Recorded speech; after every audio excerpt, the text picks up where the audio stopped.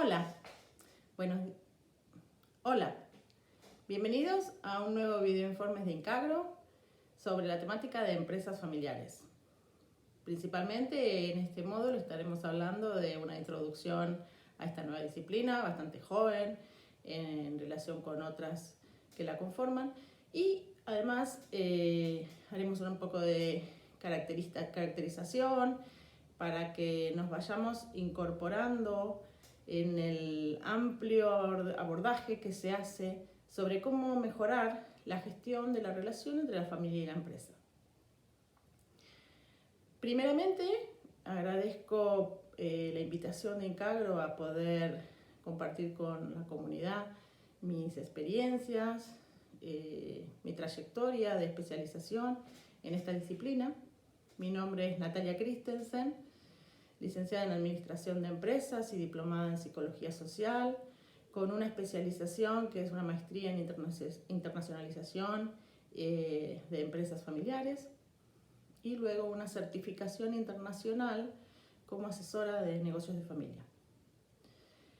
Actualmente resido en Mar del Plata, estuve viviendo 10 años en España y por mi actividad profesional desarrollo la actividad freelance o de consultoría privada tanto en el país como en otros países de América Latina, en asociación con profesionales del derecho y en algunas ocasiones de la terapia familiar sistémica.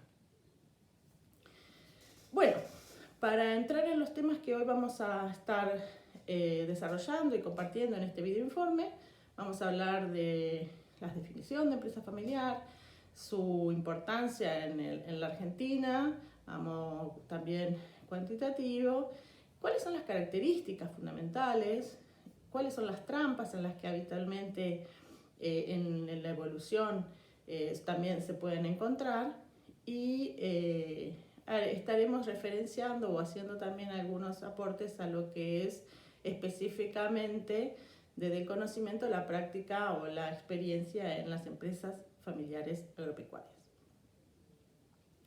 Bueno, para ir entrando en el tema, quisiera compartir una definición de que la empresa familiar la definen o la identifican tres características, tres variables.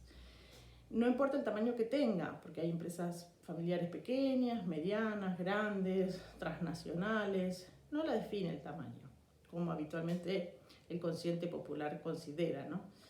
Sino lo que la define son tres variables, siendo la primera que la familia es propietaria, o una persona de ese grupo familiar es el propietario y realmente teniendo una ley de legítima hereditaria en nuestros países, bueno, por lo menos en la Argentina, entendemos que es esa familia la que también será poseedora de la titularidad. Entonces, la primera variable es la propiedad.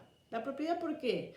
Es importante la propiedad en la familia porque es lo que te da también todo ese poder decisorio, esa capacidad de definir las estrategias y el uso de esos recursos y marcarle la dirección a la actividad productiva o a la actividad empresarial. No es imprescindible que la familia trabaje, es habitual, pero no es imprescindible. Hay muchas familias empresarias que se las define de esta manera, que tienen la propiedad y miembros de la familia no trabajan en la empresa. La segunda variable tiene que ver con la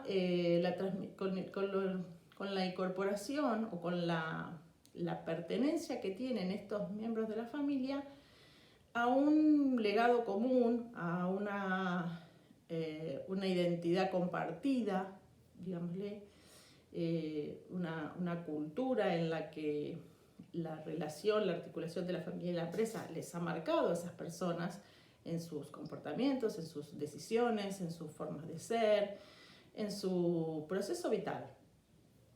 Muchas veces esto se resume en una frase. Vemos personas en las que la empresa familiar le va en las venas, o sea, les es como algo como full life, es toda su vida. Entonces, en otros miembros de la familia no, pero de alguna manera, si uno muchas veces habla con miembros de familias empresarias, en el relato uno se da cuenta de esta particularidad, de un aspecto que tiene que ver que la empresa familiar es parte esencial de su identidad o de la identidad de los miembros. Y la tercera variable, que es muy importante y es la que más se resalta en todas las definiciones que uno conoce de esta disciplina, es el deseo de continuidad, esa vocación de trascender, de dejarle a los demás, a las siguientes generaciones, la empresa. Y ampliémoslo a ese concepto, porque hoy en día cuando hablamos de traspaso, de vocación de continuidad, también lo hacemos ampliado a una cultura empresarial. Esa vocación de que hoy el ciclo vital de las empresas es mucho menor a lo que veíamos hace 100 o 200 años, ¿no? Entonces, lo que sí se traspasa es todo un conocimiento intelectual, un conocimiento de proveedores, de mercado, de cómo funcionan los negocios, de cómo interactuar, de cómo operar y generar nuevas startups. Por eso el espíritu emprendedor es lo que primero se tiene que traspasar, ¿no? Así que bueno, pero esas tres variables, propiedad, identidad y vocación de continuidad. Esto es extendido o es extensible a entender la definición de empresa familiar agropecuaria. Por eso verán en las filminas las imágenes escogidas, porque de alguna manera entendemos que las familias, los miembros familiares que crecen, hacen el desarrollo de sus vidas en la relación con el ser propietarios o el estar perteneciendo a una familia que tiene extensiones de tierras, tiene actividad agropecuaria o pertenece a algún sector de la agroindustria, obviamente que todo lo que han vivido y lo que viven en paralelo miembros de la familia y la actividad productiva condiciona muchos las decisiones de familia que se van tomando. En segundo lugar, me parece importante mencionarles que en la Argentina nosotros tenemos más de un 75% de empresas familiares en lo que es el total de las empresas del país. Y de ese 75% de empresas que son familiares, estamos aportando al empleo privado del país más de un 70%. Con lo cual, lo que se entiende de las empresas familiares y lo que se conoce y se visibiliza en el mundo y lo que se está tratando con muchas organizaciones como la que yo represento, que es el IADEF, el Instituto Argentino de la Empresa Familiar, buscamos visibilizar la importancia de estas empresas familiares y apoyarlas con herramientas y con conocimientos específicos de cómo se gestiona adecuadamente para cuidar, preservar esta riqueza de empleo, de emprendedurismo, de desarrollo socioeconómico, de aportes a las arcas del Estado, de innovación. Bueno, de cultura, porque construyen cultura y la verdad es que es uno de los sectores empresariales, por definirlo de esta manera, al segmento de las familias empresariales, el más importante en todas las economías. Vamos a hablar de características. Como bien saben, la palabra lo indica, empresa familiar es la articulación, la vinculación de dos sistemas, al cual le agregamos uno más, que muchas veces pasa más desapercibido, pero que es muy importante desde edad temprana, educar a las siguientes generaciones y los actuales líderes desarrollar esta habilidad del ejercicio de la dueñez, la propiedad. O sea, que digamos que hay tres sistemas los que conforman la empresa familiar: el sistema de la propiedad, el sistema de la empresa y el sistema de la familia. ¿Por qué hablamos de sistemas? Porque todo lo que nos pasa en una empresa familiar es mutuamente influyente o impacta en lo que en lo que está sucediendo en los otros sistemas. Cuando tomo decisiones empresariales, cuando tomo una decisión empresarial, seguramente en el presente, en el mediano o en el largo plazo va a impactar en lo que influye en el sistema de la familia o en el sistema de la propiedad. Cuando hablamos de sistemas también tenemos que entender que tienen unas lógicas, unas razones de ser, unas políticas, unos modos de comportarse.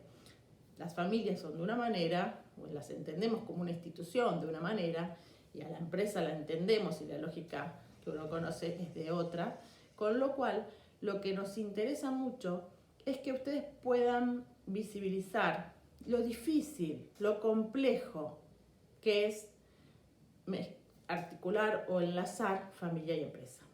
Por estas razones de existencia que tienen distintas. La familia se crea, es una institución vinculada a los afectos, al apoyo a sus miembros, a la educación de sus miembros, a los vínculos para toda la vida. Y la empresa es una institución artificial creada para generar unos resultados determinados, unos objetivos que se propongan, genera contratos en sus relaciones y tiene una lógica de competitividad, una lógica de riesgo. Entonces, lo que quiero decir es que para entender a la empresa familiar y para entender que se tienen que equiparar y equilibrar y convivir, logrando armonía, pero también logrando negocios o rentabilidad, eficiencia en la gestión y rentabilidad en la empresa, en la propiedad, lo que queremos explicar es que muchas familias empresarias, lo que sucede con bastante habitualidad, es que se confunden y se piensa o se toman decisiones empresariales con las lógicas o con las justificaciones o fundamentaciones que tienen que ver con la familia. Por ejemplo, cuando incorporamos a un miembro de la familia al trabajo, muchas veces ni siquiera le hacemos pasar por el mismo proceso de admisión o de incorporación que a uno familiar. Mucho menos pensamos en cómo serán o cómo prever situaciones o acuerdos previos de despido. Porque en realidad tenemos incorporado que eso es para toda la vida. Porque la relación de familia es para toda la vida. Entonces incorporamos a un familiar nunca previendo que lo vamos algún día despedir, sino todo lo contrario. El tema de a veces la confusión esta también se da en situaciones de retribuciones. Pensamos que si estamos hablando de que la empresa familiar le está dando empleo a algunos miembros de la familia y esos miembros de la familia en el plano familiar son iguales porque son hermanos, los incorporamos a la empresa con igual sueldo para que no haya conflictos entre ellos y no entiendan que uno es mejor que el otro. Pero eso es una lógica de igualdad, es una lógica de familia, no es una lógica de empresa. La empresa tiene que pagar en función del puesto, del rol, del cargo, de las funciones, de las responsabilidades. Pero muchas veces esto se confunde, ¿no? O el tema de la diferencia que hay entre apoyo y competitividad. La familia muchas veces a sus miembros lo que tiene que darles es poner a disposición todos los recursos que tienen como familia para apoyar a sus miembros cuando pasan una dificultad, cuando están con algún problema. Uno va primero a pedir ayuda a su familia, ¿no? Entonces, muchas veces, desde la lógica de la empresa, encontramos situaciones en donde la empresa es como el salvataje o de donde se pueden abrir posibilidades de apoyo a los miembros de la familia. Cuando en realidad la empresa tiene que generar entre todos sus recursos el buen uso eficiente y competitivo de sus recursos para hacerse también lograr esas ventajas competitivas, ¿no? Entonces, estos temas a veces, en la confusión de familia y empresa, que es algo muy característico y es algo muy complejo, pero con conocimientos uno aprende a llevarlo de la mejor manera, es una de las cuestiones que principalmente quería dejar claro con ustedes para conocer que la combinación que vive la familia empresaria es algo muy delicado y a tener en cuenta y a saber gestionar. Después, otra de las características, esto que les mencionaba anteriormente, de que los miembros de la familia vivimos en unos ciclos vitales que van en relación paralelamente a lo que va siendo un ciclo vital también de empresa. En este transcurrir del tiempo, nos tenemos que dar cuenta y tenemos que ser conscientes de que no todos los que estamos conformando estos sistemas, no todos los que somos miembros de la familia, no todos los que somos trabajadores familiares de la empresa, no todos los que somos accionistas actuales o futuros, estamos viendo igual a la empresa familiar. Cada uno ve el futuro y la percibe y tiene una relación con la empresa familiar distinta. Estas diferencias generan un escenario, una lectura de complejidad, un análisis de complejidad diferente. Para lo cual tenemos que encontrar y conocer, hacer un análisis de la situación, de qué expectativas hay en cada uno de los miembros respecto de la empresa, qué esperan de la empresa familiar, qué esperan de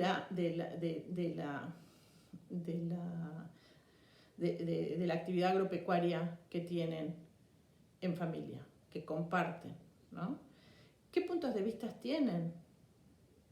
¿Qué compromisos asumen? ¿Qué información reciben o perciben o les llega de lo que es la empresa y la actividad productiva que comparten? ¿Qué necesidades cada miembro de la familia tiene en esto que hablábamos y que sabe que puede ir a requerir a su familia, a su empresa, a los dueños determinadas cuestiones, ¿no? Todo lo que son aspectos que tienen que ver con también conocimiento. ¿Qué sabemos que los del grupo de la familia propietaria saben del negocio? Todos saben lo mismo. Algunos tienen una información y un conocimiento y una experiencia porque han vivido determinados momentos muy estrechos con la empresa. Todas estas cuestiones son importantes para un análisis de la familia porque van a ser condicionantes de realidades, condicionantes de situaciones que van a darnos o más bienestar o, digamos, situaciones menos deseadas o algunos dolores de cabeza. Otro dato importante de la caracterización que se conoce de empresas familiares es hablar de aspectos que tienen que ver con qué pasa con las familias empresarias cuando no trascienden, cuando se quedan en un momento de su ciclo de evolución que no pasan, no pueden prosperar la siguiente generación y nosotros le llamamos la mortandad de las empresas de familia. Y sabemos que una de las cuestiones claves de la mortandad de empresas familiares es la relación que se da entre la familia y la empresa, ¿no? Por eso estamos hablando de estos temas tan principalmente. Hay estudios que indican que un 72% de las causantes de esa desaparición de empresas familiares se da por las dificultades de sustituir al líder en los grupos familiares. Con lo cual es un aspecto clave a considerar y siempre con una visión temporal muy amplia, ¿no? Otras estadísticas nos muestran que un 62% de las razones de la no continuidad o de esa mortandad se debe a la falta de intereses comunes, ¿no? Entonces, muchas veces te encontrás en situaciones compartiendo con miembros de familias empresarias que nos llaman a consulta y entonces hasta un momento en que uno les hace la pregunta, bueno, pero ¿a qué están dispuestos? ¿Sacrificar la empresa o sacrificar la familia? No, ninguna de las dos. Bueno, entonces hay que ponerse por la tarea de encontrar puntos de encuentro, hacer puntos de encuentro, de acuerdos para que esa falta de intereses comunes se revierta y se encuentren intereses comunes en esa convivencia de familia y empresa, ¿no? Más cuando son varios miembros y ya encontramos que hay varios grupos familiares, ¿no? Empezamos con unos abuelos, después surgieron las familias de los hermanos y ya estamos en las familias de los sobrinos, ¿no? Entonces, esa evolución también del crecimiento de miembros y muchas veces también el crecimiento de negocios, hace que las cosas se tengan que generar o gestionar de manera más profesionalizada. Lo que sí quiero dejar también destacado en este video informe es que en el año 2015 encontramos una gran revelación en un estudio que se hizo para toda América Latina, en el cual venimos a darnos cuenta de que aún así cuando uno pensaba en la mortandad de empresas familiares que no trascienden, lo más importante no es la empresa, porque la figura societaria, esta que yo hablaba es una institución creada, digamos, artificial la empresa, porque uno crea las condicionantes. Alexa, apágate. Entonces, lo que sí que nos importa, lo que vino a hacer una gran revelación y que hoy nos ocupa, es conocer que las empresas familiares, las empresas como entidad, son camaleónicas. Una sociedad puede desaparecer y al tiempo esos titulares arman otra sociedad. Lo que no podemos hacer que desaparezca en nuestros países, o en la Argentina fundamentalmente, es que desaparezcan las familias en las actividades productivas empresariales. Hacer que los vínculos familiares y esa custodia, esa preservación de cultura para saber hacer negocios y para poder invertir lo que tienen juntos, eso da mucho más ventajas competitivas que estar todos peleados y todos separados y perdiendo valor, que es lo más importante hoy en día en nuestras sociedades.